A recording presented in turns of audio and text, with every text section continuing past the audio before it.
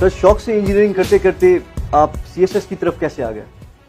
बस वो कहते हैं ना कि man proposes and God disposes, तो इरादा तो यही था कि इंजीनियरिंग करनी है और आगे एक अच्छा इंजीनियर बनना है।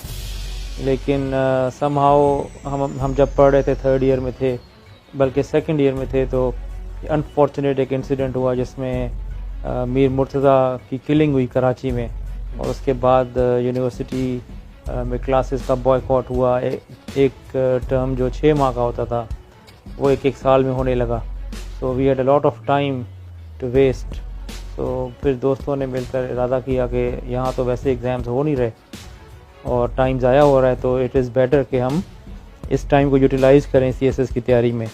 तो this was how a few of us, हम जो थे 6-7 स्टूडेंट्स थे, उन्होंने मिल के पढ़ना शुरू किया और फिर एक के पीछे दूसरा सारे ही सीएसएस कर गए। So this was the turning point कि हमने इंजीनियरिंग छोड़ के और सीएसएस की। Sir people find CSS very much tough nowadays और काफ़ी डिफ़िकल्ट भी लगता है लोगों को, कंपटीशन भी बहुत ज़्यादा हो गया है। आप क्या सजेस्ट करेंगे, कौन से ऐसे सब्जेक्ट उनको चूज़ करने चाहिए जो मार्क्स स्कोरिंग हो और उनको हेल्प कर सकें, इस चीज़ में गाइड कर सकें? देखें, मुश्किल तो है, लेकिन मैं आपको ये बताऊं कि अगर आप if you put in your 100% and you believe in your self, तो हर वो स्टूडेंट जो ये 2 चीज़ें करेगा तो वो ज़रूर कामयाब होगा। और इसमें हर दौर में मतलब मुख्तलिफ सब्जेक्ट्स होते हैं जो कि स्कोर दे रहे होते हैं। तो मेरे तो सब्जेक्ट्स थे, मैथ्स था, फिज़िक्स था, एक हिस्ट्री थी, तो मेरे तो वैसे ही स्कोरिंग थे सब्जेक्ट्स। लेकिन अभी भी मैं यही कहूँगा कि जो हमारा कंपलसरी पार्ट है, जो कि 50% ऑफ द रिटन है, 600 नंबर उसके होते हैं, उसको आप ज़रूर टाइम दें और उसमें अच्छे नंबर लें। और बाकी आपके ऊपर डिपेंड करता है, जो आप सब्जेक्ट्स आपको पसंद हैं उनमें आप देखें कि कौन कौन से स्कोरिंग है। लाइक पॉलिटिकल साइंस हो सकता है, आईआर हो सकता है, अगर आप साइंस के स्टूडेंट हैं तो लाइफ साइंसेस भी हो सकती हैं, इसी तरह फिज़िक्स मैथ्स भी हो सकता है, कॉन्स्टिट्यूशनल लॉ भी है। There is a wide range of subjects. So since it's been almost 2 decades now that I took the exam, so I can't say for sure कि कौन से subjects हैं इस वक्त जो कि आपको score देंगे। For that you'll have to have this survey of the most recent officers who come out of the academy or who pass the exam in order to know कि what subjects are scoring these days. Sir, after passing the written in CSS, interview की बारी आती है। Interview में आप क्या suggest करेंगे, किस तरह प्रेजेंट करना चाहिए हमारी यूथ को, जो नौजवान हमें देख रहे हैं, उनके लिए कुछ ऐसी कोई गाइडलाइन, कोई help interview regarding the interview के लिए? तो मैं ये कहूँगा, देखें, आपकी जो नॉलेज का एग्ज़ाम होता है ना, वो तो हो जाता है आपका रिटन में, और written is for like 1200 marks और बाकी 300 मार्क्स होते हैं इंटरव्यू के। So interview is not really about the knowledge, it's about how you carry yourself and how you respond, what your views are on the various subjects, the various topics which are very current. So it's all about how you present yourself, how you reply. उधर इस तरह के questions नहीं होते जिस तरह के नीलाम घर के होते हैं। they are very interactive sort of, like आप क्या समझते हैं कि पाकिस्तान की इकॉनमी को किस तरह से बेहतर किया जा सकता है? Say this is one question. So it has nothing to do with a short answer. You must have the background of economy, economics and progress, development, and then only can you put an answer which convinces the board. इसी तरह के question होते, global warming, how to fight this most current issue. Now you must be very clear about what global warming is and then what the world should do. इसी तरह यानी कि efficacy of the United Nations से, ये वो question हैं जो कि हर इंटरव्यू में होते हैं कि यूनाइटेड नेशन जो है ना वो फेल हो गया है दुनिया में अमन कायम करने में। Now if you really buy this point, if you think this is right, then you must have cogent reasons और उसको आप प्रूव करें। कोई ऐसी बात ना करें आप जिसका आपको पता ही ना हो।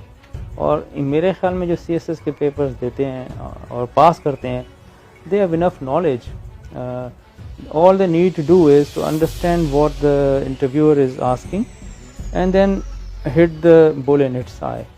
तो मेरा तो यही है, और अच्छी तरह से जाएं, किस तरह से आपने कौन से कपड़े पहनने हैं, किस तरह से बैठना है, किस तरह से आपने उठना है, और बाकी चीज़ें जो मैंने आपको बताई। तो दिस आप क्यों करना चाहते हैं, this is one big question. So you must be very clear कि भाई आप वाकई CSS करके क्या करना चाहते हैं। If you are an engineer otherwise or a doctor professionally, you have a degree and you switch your profession to civil services, and you must have some reason। तो वो हर किसी की अलग होती हैं, तो वो होनी चाहिए आपको। You must know what you are doing।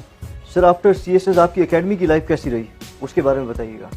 देखें, CSS जब बंदा करता है तो all of a sudden this is a big change in your status। From student you become an officer, and an officer जिसके बारे में आपको पता है, the sort of rural background that we come from, तो वहाँ पर बहुत ज़्यादा लोगों की उम्मीदें और जो है ना एक्सपेक्टेशंस बढ़ जाती हैं। तो you feel like you are something. तो यू नो, जब वहाँ गए तो it was like a dream come true, और वहाँ बहुत ऑफिसर से मुलाकातें हुई। We are more than 200 and from various areas, districts and provinces, even from the Azad Kashmir। So it was a new learning curve for me, or basically I'm a very humble sort of person। तो वो चीज़ vanity तो नहीं आई, लेकिन ये ज़रूर हुआ कि हमने लर्न किया वहाँ पर, और काफ़ी दोस्तियाँ जो आज तक हैं। एक खूबसूरती उस एकेडमिक लाइफ की, एकेडमी की जो लाइफ है उसकी ये भी है कि you make friends who last for the rest of your life। So life at academy is a one final chance for you to enjoy as a carefree person। Once the courses are finished, once the training is over, then you become a very responsible person। This is how we are trained, and this is why we are trained। Right। So सुनने में ये भी आया था कि वहाँ पर आपको शायद कह सकता हूँ मैं कि आपने अपना ज़िंदगी का हमसफ़र भी वहीं से आपने चुना। इट वॉज अगेन, जैसे मैंने कहा कि there are so many thing which you don't plan and it just happens. तो वहाँ पर मेरे दोस्त होते थे जो मुझसे सीनियर थे, वो मेरे एक तरह से रिश्तेदार भी हैं दूर के। आगा सईद, ही गॉट कस्टम्स, मुझसे पहले उन्होंने CSS किया, फिर उनके दोस्त थे, वो उनके बैचमेट थे। ये उनकी सिस्टर थी, ये भी वहाँ पर हमारे साथ इनकम टैक्स में पास करके आई थी। जी हाँ। तो बस फिर वहाँ पर it was more of family sort of arrangement, क्योंकि ये भी बड़े कंजर्वेटिव थे, पठान हैं, एंड हम भी बहुत ज़्यादा कोई मॉडर्न नहीं है कि हम आउट ऑफ वे जाकर। So I spoke to my family, and my family agreed to coming to Lahore, and then they also liked her. और फिर हम एक प्रॉपर तरीके से we went all the way to KPK, and this is how the knot was made। एक ही घर में sir दो कमीशन ऑफिसर, चलती किन की है, मतलब आपकी चलती है या हाँ आपकी? ये तो देखें, अगेन मैरिज जो है ना कॉम्प्रोमाइज़ का नाम है। तो उसमें I am very lucky in a way कि वो पढ़ी लिखी हैं, और फिर जैसे ही हमारे बच्चे हुए तो then she chose to go for the education and capacity building of children rather than for her own career। तो उन्होंने अपने करियर को छोड़ा, और कोई पोस्टिंग उन्होंने आज तक ऐसी नहीं दी कि जिसमें करियर ऑफिसर बनता है कस्टम्स का। बाद में वो कस्टम्स में आ गई थी, तो आज तक यानी कि वो लो प्रोफाइल पोस्टिंग्स की हैं, and she looks after my home. और we are joint family, my parents they live with me. तो बहुत ज़्यादा मतलब यूँ कह रहे कि मेरा जो काम फील्ड में आसान हुआ, और मुझे जो कामयाबियाँ मिली उसके पीछे मेरी वालदा और मेरी फैमिली, और ख़ास तौर पे मेरी मिसेस का हाथ था, क्योंकि वो मतलब from that side I was मतलब बिल्कुल फ्री। कोई टेंशन, कोई परेशानी, कोई स्ट्रेस नहीं थी घर की। That's why I gave 100% to my job. माशाल्लाह। तो आगा साहब बाहर बैठते हैं, चाय भी पीते हैं, और मज़ीद जो आपके सवालात हैं वो वहाँ पर बिल्कुल आंसर देते हैं। बिल्कुल।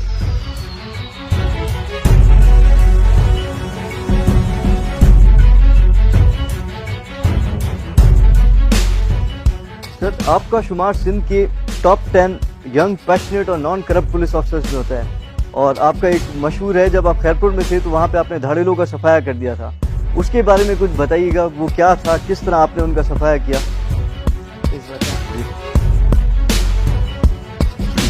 देखें, ये जो रैंकिंग की बात की, basically we don't have any such thing as ranking in police.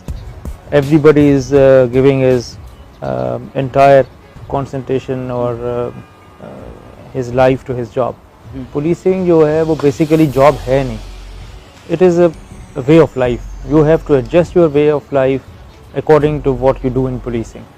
And ये मुझे शुरू से अंदाज़ा था इस बात का। तो जहाँ भी मैं गया वहाँ पर पहला जो प्रायोरिटी थी मेरी वो ये थी कि मैं अपने जॉब के साथ अपने लाइफस्टाइल को एडजस्ट करूँ, और वो मैंने किया, और उसी वजह से मुझे कामयाबी मिली। और पुलिसिंग में अगर एक शॉर्टकट है ना, वो है कि आप ऑफिस अटेंड करें, लोग आपके पास आते हैं, उनकी बातें सुने, उनको जब आप उनको सुनेंगे then you will have the feel of the whole district, वो पल्स आएगी आपको। अगर आप ये समझें कि आप ऑफिस में ना जाएं और महीने में एक आध एनकाउंटर करके अपना नाम कर ले, तो maybe for a short period of time आपका एक ग्राफ बने, but then with the passage of time when you don't sit in your office, when you don't listen to the people, general public की cry का आपको पता नहीं है, तो then the district and ultimately your career goes out of your hand. तो खैरपुर में भी ऐसा ही हुआ। खैरपुर में बहुत अच्छे मुझे ऑफिसर्स मिले, मेरे डीआईजी बशीर साहब थे, और उन्होंने मुझे बहुत गाइड किया, because that was my first district in Sindh.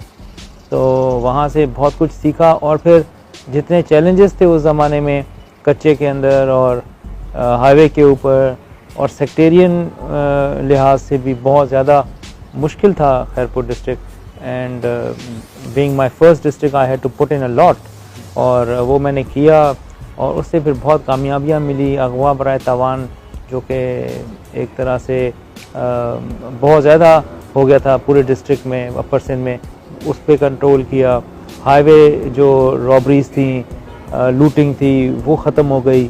So ultimately when I left the district for my course, 2 साल मैं वहाँ रहा, तो बाय दैट टाइम खैरपुर में काफ़ी अमन हो गया था, और फिर बाद में बहुत अच्छे ऑफिसर्स आए जिन्होंने उसको कंटिन्यू भी किया। So this is not the story just of Khairpur.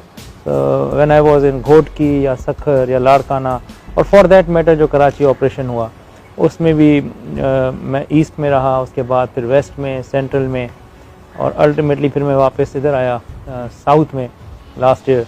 तो जहाँ भी रहा वहाँ पे कोशिश की कि लोगों के साथ एक ताल्लुक़ रहे, और ग्राउंड पे जो कुछ हो रहा है, अगर पुलिस की तरफ से ज़्यादती है या पुलिस के साथ ज़्यादती है, in either case you must have the hands on knowledge about the situation, और उसी सूरत में आप किसी प्रेशर को विथस्टैंड कर सकते हैं जब आपको पता होगा कि मेरे डिस्ट्रिक्ट में क्या हो रहा है या मेरे इलाके में जहाँ मेरी जिम्मेदारी बनती है, तो फिर आप हर तरह के प्रेशर को उठा सकते हैं।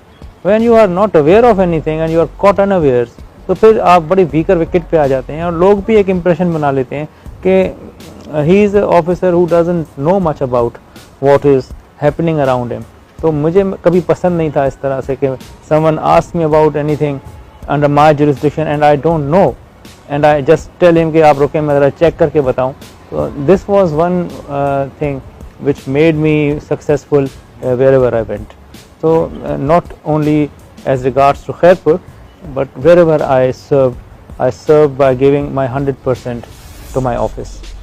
सर, इन जून 2014 आप एसएसपी ईस्ट थे, और कराची जिन्ना इंटरनेशनल एयरपोर्ट पे टेररिस्ट अटैक हुआ था, उसमें आपने क्या कारकर्दगी दिखाई थी? और सेम गोज विद जब आप एसएसपी साउथ थे, तब भी चाइनीज़ अभी रिसेंटली 2019 में आई गेस एम्बेसी पे अटैक हुआ, उस पर भी आपने लीडिंग रोल अपना अदा किया, उसके बारे में आप दोनों के बारे में बताएं। देखिए, जैसे मैंने कहा ना कि मेरा एक तरीका था डिस्ट्रिक्ट्स के अंदर, तो I would always sit in my office. ये तो एक प्रोसीजर था ना जिसको मैं फॉलो करता था, बट ये जो दोनों वाक़यात थे या इस तरह के काफ़ी और वाक़यात, उसमें आई वुड से कि इट वाज लाइक इंस्टिंक्टिव है मेरे अंदर। जब भी मैं कोई चीज़ देखता हूँ गलत या बुरी, तो वो नेचुरल एक टेंडेंसी है, मैं अपने आप को रोक भी नहीं सकता। तो ऐसा ही हुआ जब हम यहाँ एयरपोर्ट पे अटैक हुआ, तो मैं ईस्ट में था, हालांकि एयरपोर्ट मेरे डिस्ट्रिक्ट में नहीं था, it was in district Malir. तो चूँकि इतना बड़ा वाक़या हुआ था और हमारे जो इंस्पेक्टर जनरल थे उस वक़्त, तो वो इकबाल महमूद साहब वो सबसे पहले पहुंच गए थे वहाँ। और हम लोग तो मुझे याद है कि मैं रात को डिनर कर रहा था उस वक़्त जब मुझे पता लगा, और फिर हमने रश किया वहाँ पर। जब हम पहुँचे तो बहुत ज़्यादा लोग जमा थे, और अंदर जो एयरपोर्ट की प्रेमिसेस थी, यानी रनवे की तरफ, हैंगर की तरफ, वहाँ पर काफ़ी धमाके हो रहे थे और रोशनी आ रही थी, शुआएँ थी। तो मैंने फिर रिक्वेस्ट की सबको, मैंने कहा या तो यहाँ खुदा न खास्ता कोई अटैक हुआ तो हम सब शहीद हो जाएंगे। और फिर आईजी साहब ने सबसे पूछा कि क्या करना चाहिए, तो किसी ने बोला कि आरआरएफ आ जाए तो मैंने उस पर ऑब्जेक्ट किया था, मुझे याद है अच्छी तरह। मैंने कहा आरआरएफ वाले तो बेचारे पैदल आएंगे और अंदर जो भी जाएगा जब तक वो बख्तर बंद में नहीं होगा तो वो तो वल्नरेबल है, हमें पता भी नहीं अंदर लोग कितने हैं। तो बहरहाल फिर मुझे याद है कि मैंने एक एपीसी में बैठा, मेरे साथ मेरे अपने जो गार्ड थे, गनमैन थे, वो बैठे, और एक एसएचओ थे कलाकोट के, उन्होंने फिर ऑप्ट किया खुद, उन्होंने कहा कि मैं इनके साथ जाऊंगा। वो मेरे साथ कवरिंग में चला, और राव अनवार तीसरा जो उनका डिस्ट्रिक्ट था। फिर हम 3 एपीसीज अंदर गए, और फिर वहाँ पर जैसे ही हम एंटर हुए, मुझे याद है कि एक जगह फायरिंग हो रही थी, तो मैं वहाँ गया, हमने वहाँ पे उसको न्यूट्रलाइज़ किया, क्योंकि वहाँ पर तो अरेस्ट का क्वेश्चन ही नहीं था। They had come prepared as suicide attackers, तो देयर वाज नो पॉइंट कि उनको हम गिरफ्तार कर सकते थे।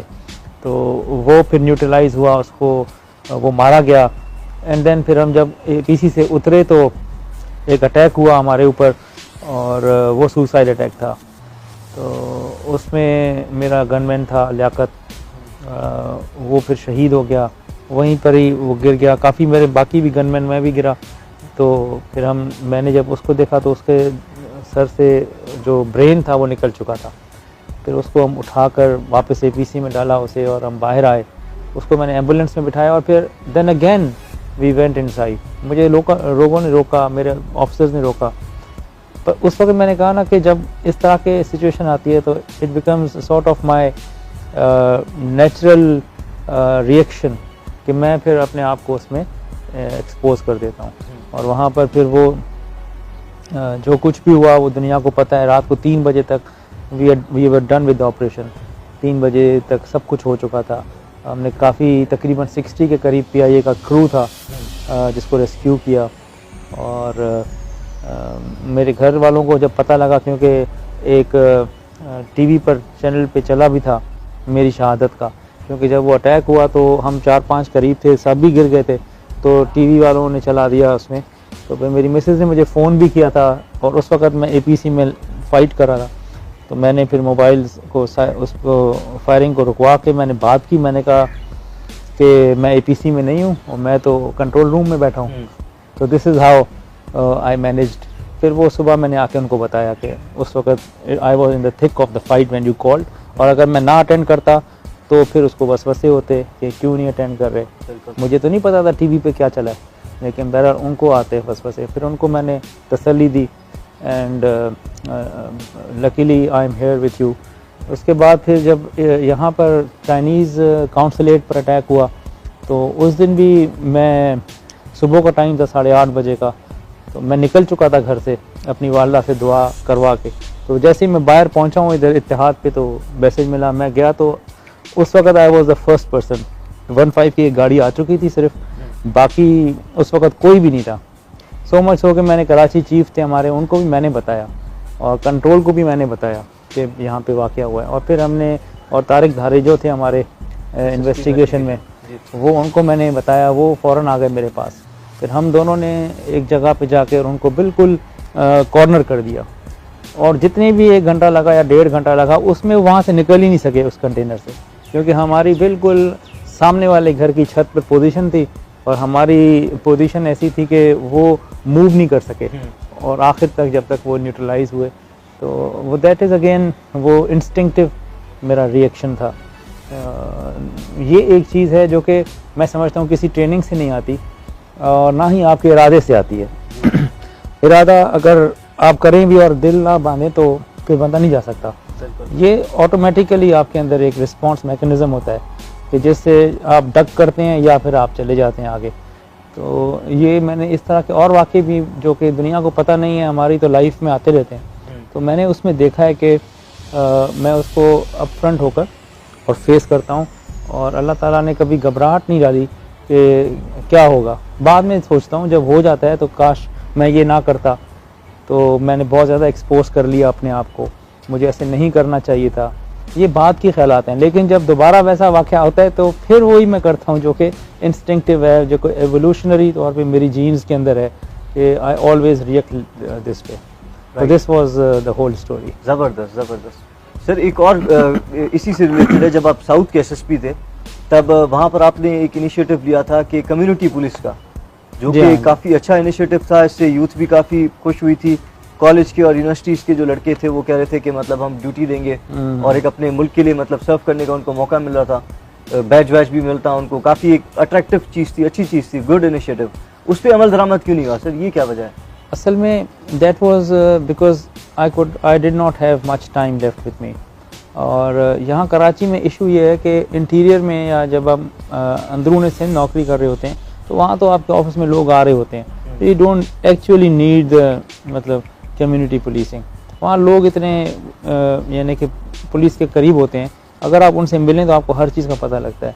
कराची में मैंने देखा यहाँ लोगों के पास टाइम ही नहीं है, लोगों की गाड़ी छिन जाती है, उसको आप फ़ोन करें वो कहते हैं यार हमारे पास टाइम नहीं है। मतलब एफआईआर करवाना भी यहाँ पर किसी मुद्दई से या कंप्लेनेंट से ये बहुत बड़ी बात होती है। तो मैं देखता था कि ऑफिस में बहुत कम लोग आते हैं। Then I came up with this idea कि why not we go to the people, why not we go to the stake holder that is community and tell them कि भाई ये आपके राइट्स हैं, और फिर उनको फिर इस तरह से इन्वॉल्व भी करें। एक हमने इनिशिएटिव था हमारे एडिशनल आईजी अमीर शेख साहब का, वो था वीपी का था, वॉलंटियर्स इन पुलिस इनिशिएटिव, वो हमने स्टार्ट भी किया था। बट देन मेरी फिर उसके बाद ट्रेनिंग आ गई और I had to leave my office, तो वो अब आई डोंट नो उसको मैंने फॉलो अप नहीं किया। लेकिन जब तक मैं था तो थोड़ा बहुत हमने काम शुरू किया था उसके ऊपर, हमने उसके बेसिक जो डॉक्यूमेंटेशन थी वो कंप्लीट की थी, एक प्रेजेंटेशन बनाई थी, लेकिन वो शायद चल नहीं पाया या शायद चल रहा हो। I am not in touch with the south police.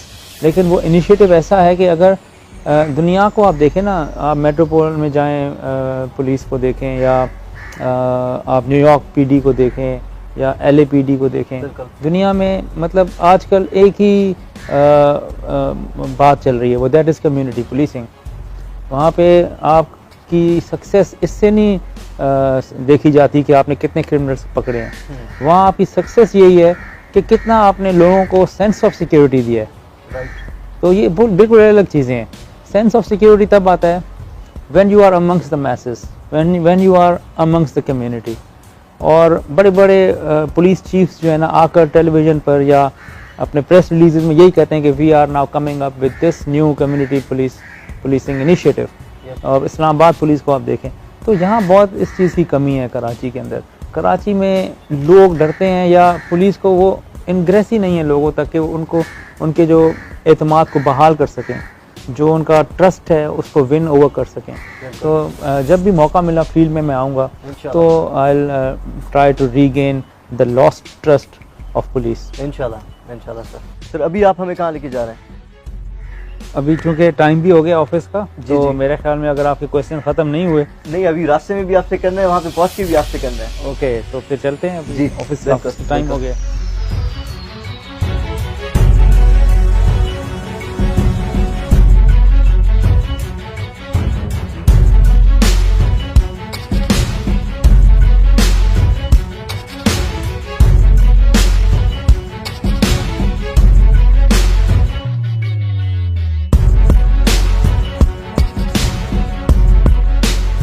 Sir आप पाकिस्तान की पुलिस फोर्स में क्या चेंजेस लाना पसंद करेंगे?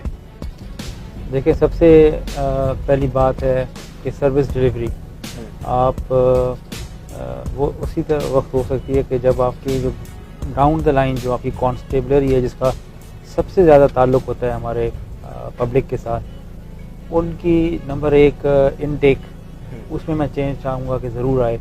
पढ़े लिखे जो नौजवान हैं हमारे, उनको हम कांस्टेबल्स भर्ती करें। ये जो हमने मैट्रिक पास या इवन मैट्रिक में भी जो बिल्कुल ही पैथेटिक रिजल्ट्स होते हैं, उनको हम सिर्फ इस वजह से भर्ती कर लेते हैं, रिक्रूट कर लेते हैं कि हम ये कहते हैं कि यार सिपाही को क्या करना है।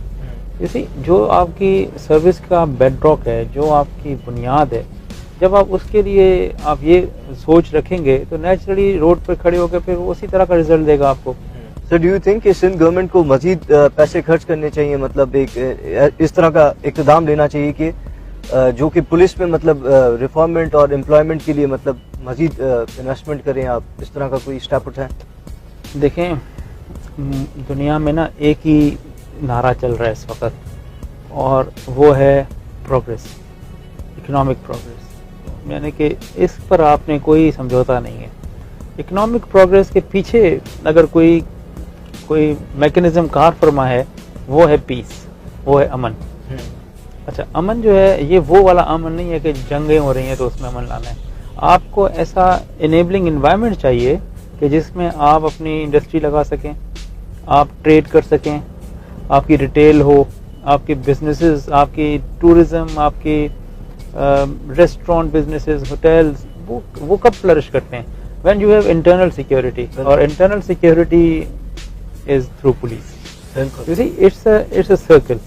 So you just cannot wish to be a very prosperous nation without addressing these जो बुनियादी पॉइंट्स हैं, और उसमें पुलिस नंबर 1 पर आती है। और पुलिस में आप जब तक इन्वेस्ट नहीं करेंगे तो मेरे ख्याल में जो लॉफ्टी आइडियल्स हैं पाकिस्तान को मजबूत और ख़ुद मुख्तार एक रियासत बनाने के, वो ख्वाब ही रहेंगे, वो आपके आइडियल्स ही रहेंगे।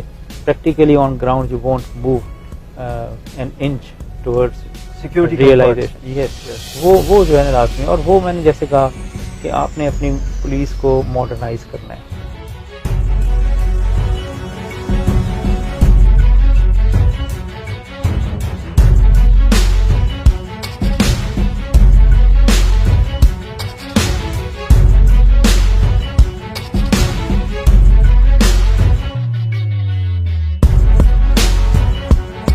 आ जाएं, प्लीज हम seat.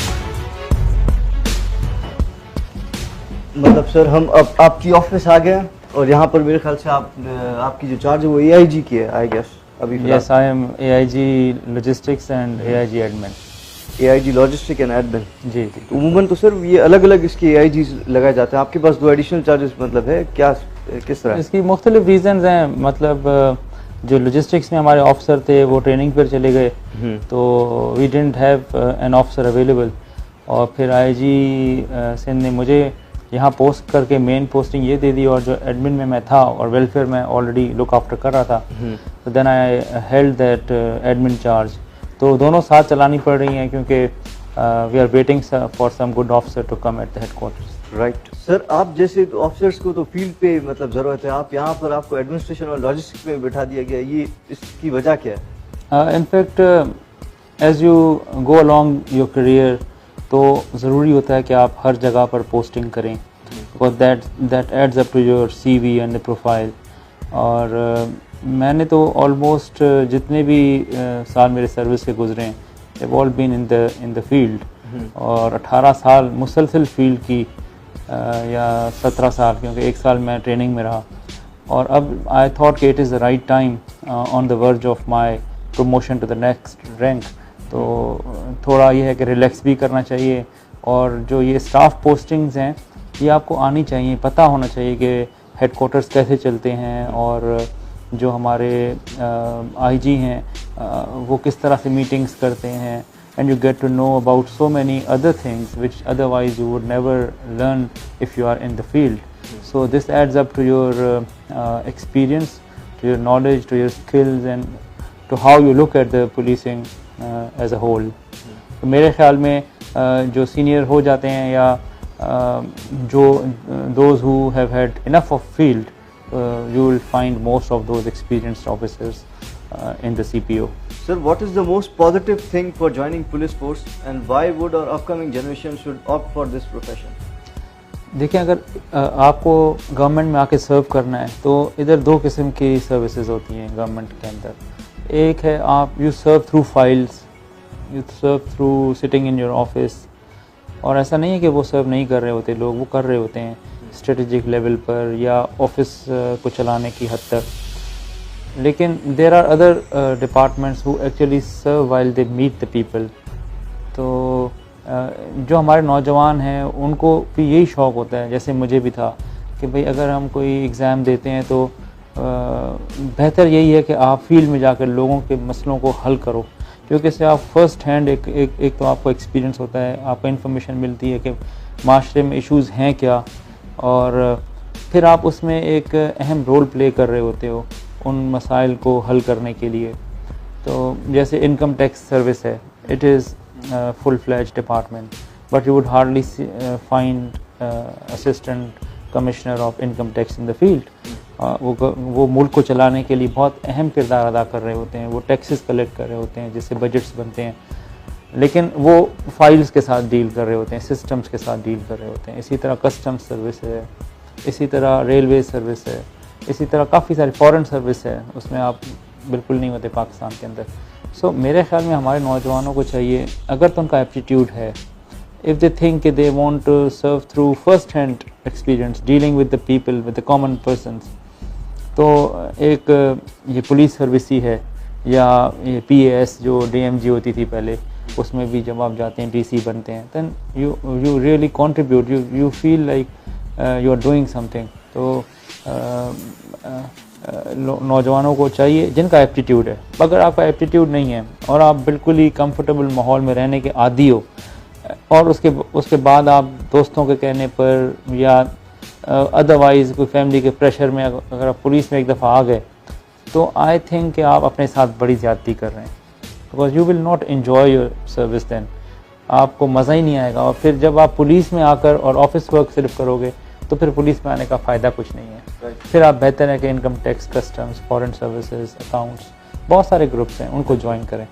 So let's fight the disorder, or let's bring peace to our country by joining the police force। मेरा यही मैसेज है। सर, रिसेंटली कराची डिफेंस में 2 किडनैपिंग के केसेस सामने आए, वो क्रिमिनल पकड़े भी नहीं गए, और those criminal using advance technology के वो पकड़ने में नहीं आ रहे। ये जो फीमेल्स को जिन्होंने किडनैप किया था, हाँ, ये एक गैंग है, गैंग भी एक ही है जिन्होंने ये दोनों किडनैपिंग्स की थी, और इस पर पुलिस ने बड़ा काम किया एज आई नो, क्योंकि I was also part of that team. And then फिर जो हमारे IG के पास यहाँ ब्रीफिंग्स हुई हैं, उनसे तो मुझे ये फील हो रहा है कि they have Busted the gang, और गैंग को बस्ट करना एक बात होती है, उसको अरेस्ट करना दूसरी होती है। So you know who those criminals actually are, and it is only matter of time कि दे विल बी अरेस्टेड। लेकिन जो इसमें तकलीफ़ या मुश्किल पेश आई वो बिल्कुल यही थी कि उन्होंने जो टेक्नोलॉजी यूज़ की थी उसको, वो पुलिस के लिए पहली दफ़ा थी उसको डिकोड करना या डिसाइफर करना।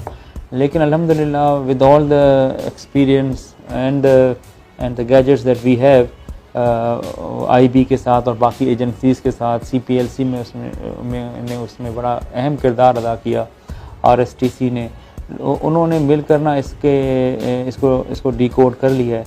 और अगर ये गैंग, पहली बात तो ये करेगा नहीं कोई क्राइम, क्योंकि they are already on the screen, और अगर कोई और गैंग भी अगर पैदा होता है इस तरह का, तो अब हमें तकलीफ़ नहीं होगी उनको गिरफ्तार करने में, इंशाल्लाह।